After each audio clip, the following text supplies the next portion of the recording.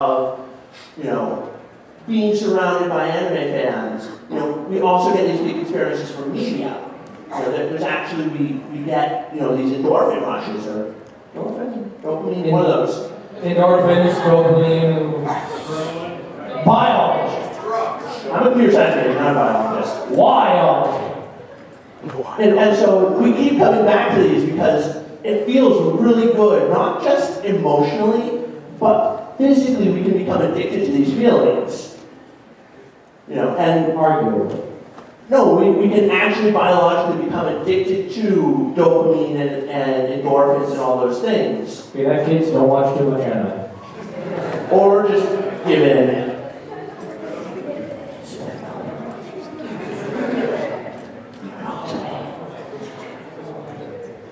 I need more never hurts. No, but the problem is, of course, that we end up with this arms race.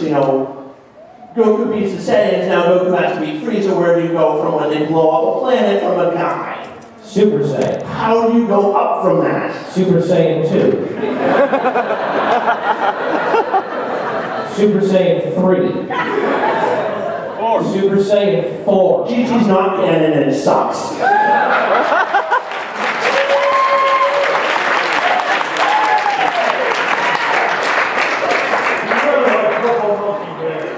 Kai, however, is great. But we end up with this arms race, especially in genres that are defined by this feeling. The shonen fighting shows, the mecha genre as a whole, ballet dancing ducks. We end up with these awesome, incredible peak experiences, and then we have to go up from there. So the writers have to keep thinking, okay, where do we go from here? Where's the ceiling? And the ceiling is giant space coming. How do you go up from giant space coming? You can't. Drop kicking the black hole?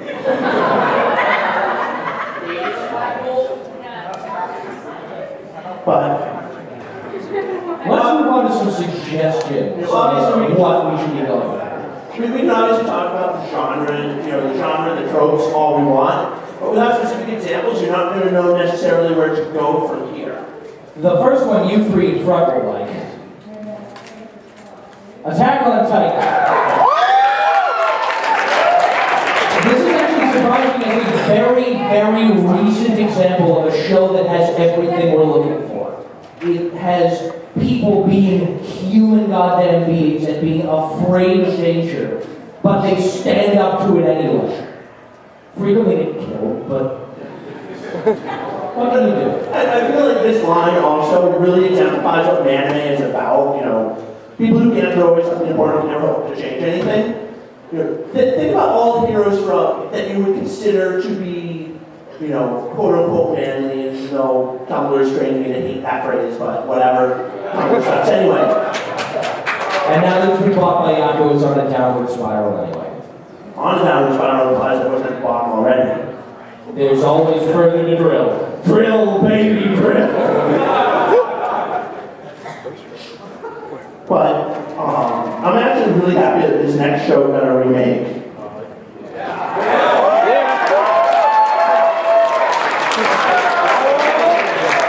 I'm sorry, but I have to do this much at the very least because this show, Sono Chino Saname! This show. If you clap, it'll only encourage you to do that again. Thank you for not clapping.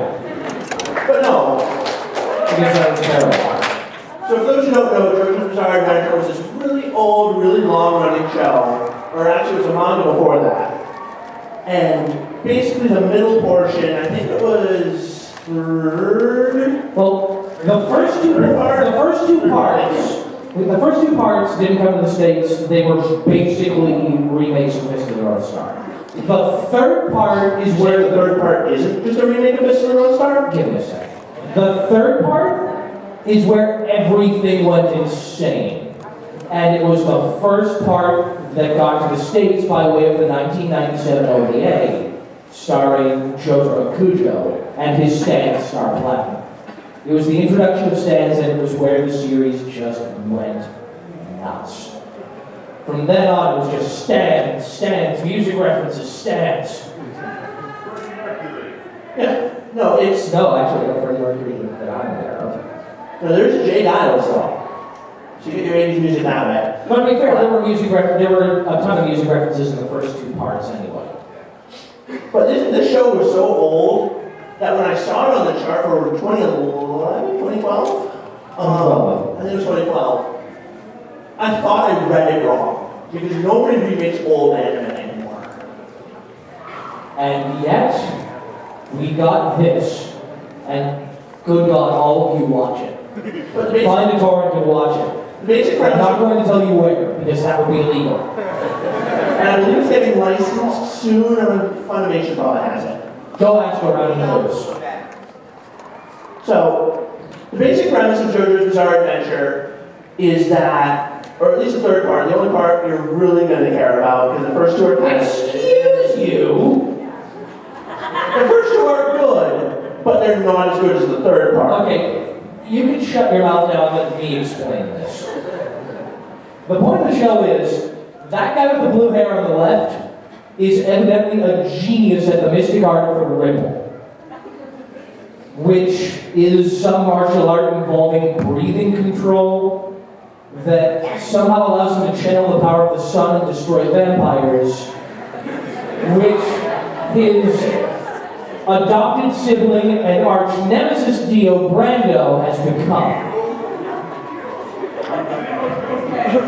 So, by the end of the show, Dio Brando is just a hand and gets tossed into the ocean.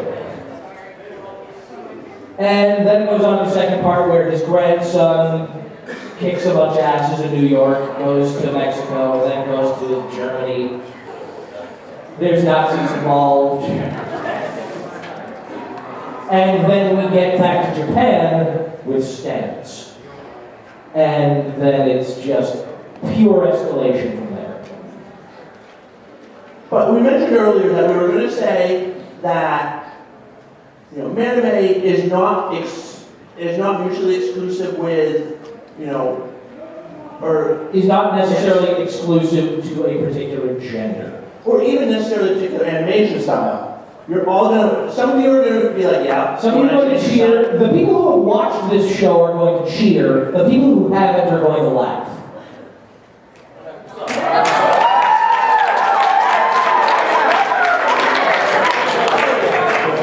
This show.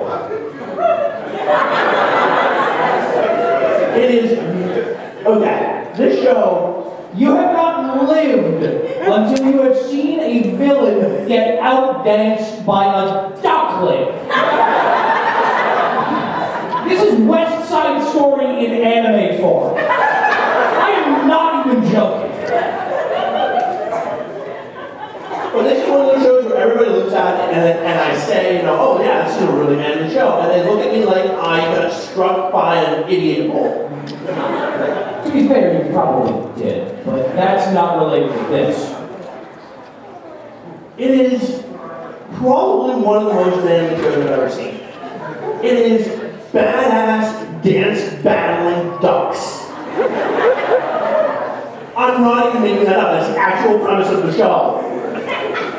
There's also a lot of magic involved, but trust us when we say watch the show. This, I believe, actually is on, not Netflix, I've seen it.